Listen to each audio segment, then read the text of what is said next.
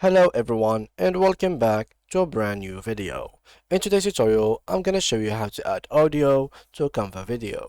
As you can see, this is a template that I have, and let's say I want to add a voiceover on this course. In this case, what I would like to do is to simply go ahead and click on File from here in the top left corner. Go ahead and click on Upload Files from this button, and then go and Upload Files and search for the file that you want. I have mine here already in the desktop, so I'm gonna go ahead and click on Select it. As you can see, the file should be uploaded, so all need to be done next is to simply add the file in here.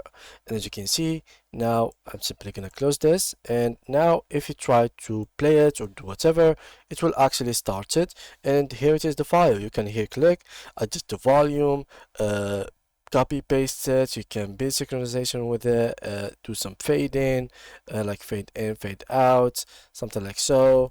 You can play with it, you can adjust the volume as you want, and yeah, here it is, your file now. So whenever you are trying to view your presentation, your video, the file should be here and you should be able to listen into it.